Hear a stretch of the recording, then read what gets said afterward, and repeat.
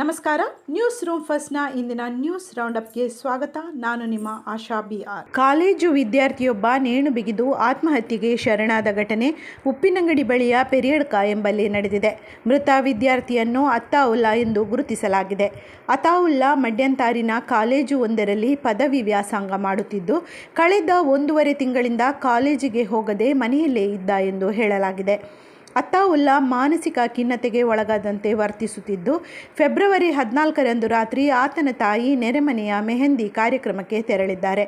ಆದರೆ ವಾಪಸ್ ಮನೆಗೆ ಬಂದಾಗ ಅತ್ತಾವುಲ್ಲಾ ಮನೆಯ ಕೋಣೆಯೊಳಗೆ ನೇಣು ಬಿಗಿದು ಆತ್ಮಹತ್ಯೆ ಮಾಡಿಕೊಂಡಿದ್ದು ಕಂಡುಬಂದಿದೆ.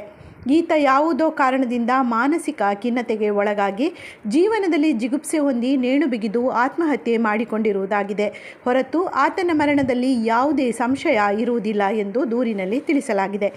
ಈ ಬಗ್ಗೆ ಉಪ್ಪಿನಂಗಡಿ ಠಾಣೆಯಲ್ಲಿ UDR ನಂಬರ್ 3/2024 ಕಾಲಂ 174 CRPS ಪ್ರಕರಣ ದಾಖಲಾಗಿದೆ. Most wanted naxalite Shrimathi alias ಉನ್ನಿಮಾಯಳನ್ನು ಪೊಲೀಸರು ಕಾರ್ಕಳಕ್ಕೆ ಕರೆತಂದಿದ್ದಾರೆ. 2011 ಡಿಸೆಂಬರ್ 19ರಂದು ಪೊಲೀಸ್ ಮಾಹಿತಿದಾರ ಮಲೆಕುಡಿಯ ಜನಾಂಗದ ಸದಾಶಿವಗೌಡರ ಅಪಹರಣ, ಹತ್ಯೆ ಪ್ರಕರಣ ಸಂಬಂಧ ಸ್ಥಳ ಮಹಜರು ನಡೆಸಿ ಶ್ರೀಮತಿಯನ್ನು ಪೊಲೀಸರು ಕಾರ್ಕಳಕ್ಕೆ ಕರೆತರಲಾಗಿದೆ. ಹಲವು ವರ್ಷಗಳಿಂದ ಕರ್ನಾಟಕ ಮತ್ತು ಕೇರಳ ರಾಜ್ಯದ ಪೊಲೀಸರಿಂದ ತಲೆಮರೆಸಿಕೊಂಡು ಓಡಾಡುತ್ತಿದ್ದ ನಕ್ಸಲ್ ನಾಯಕಿ, ಮೂಲತಃ ಶೃಂಗೇರಿ ನಿವಾಸಿ ಶ್ರೀಮತಿ ಉನ್ನಿಮಾಯ ಕಳೆದ ನವೆಂಬರ್ 7ರಂದು ಕೇರಳ ಪೊಲೀಸರಿಗೆ ಸೆರೆಸಿಕ್ಕಿದ್ದು, ನಂತರ ಈಕೆ ಕೇರಳ ಜೈಲಿನಲ್ಲಿ ನ್ಯಾಯಾಂಗ ಬಂಧನದಲ್ಲಿದ್ದಳು. ಈಕೆ ಕೇರಳದ ವಯನಾಡು ಜಿಲ್ಲೆಯಲ್ಲಿ ನಡೆದ ಗುಂಡಿನ ಚಕಮಕಿಯಲ್ಲಿ ಸೆರೆಯಾಗಿದ್ದಳು. ಮೂಲತಃ ಚಿಕ್ಕಮಗಳೂರು ಜಿಲ್ಲೆಯ ಶೃಂಗೇರಿ ತಾಲೂಕಿನ ಬೆಳಗೋಡು ಕೂಡಿಗೆ ನಿವಾಸಿಯಾಗಿರುವ ಶ್ರೀಮತಿ ಕೇರಳ ಕರ್ನಾಟಕ ಗಡಿಭಾಗದಲ್ಲಿ ಆಕ್ಟಿವ್ ಆಗಿದ್ದಳು.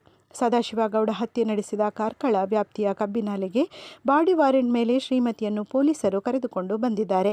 ಶ್ರೀಮತಿ ಕರೆತಂದು ಘಟನಾ ಸ್ಥಳದಲ್ಲಿ ಮಹಜರು ನಡೆಸಿದ್ದಾರೆ. ಶ್ರೀಮತಿ ಮೇಲೆ ರಾಜ್ಯದ ಹಲವು ಠಾಣೆಗಳಲ್ಲಿ 9 ಪ್ರಕರಣಗಳಿವೆ. ಮಂಗಳೂರು ಕುಂಬಳೆಪೇಟೆಯಲ್ಲಿ 14 ವಯಸ್ಸಿನ 9ನೇ ತರಗತಿಯ ವಿದ್ಯಾರ್ಥಿ ಚಲಾಯಿಸುತ್ತಿದ್ದ ಬೈಕ್ ಡಿಕ್ಕಿಯಾಗಿ ರಸ್ತೆಯಲ್ಲಿ ನಡೆದುಕೊಂಡು ಹೋಗುತ್ತಿದ್ದ ವ್ಯಕ್ತಿ ಮೃತಪಟ್ಟಿದ್ದಾರೆ.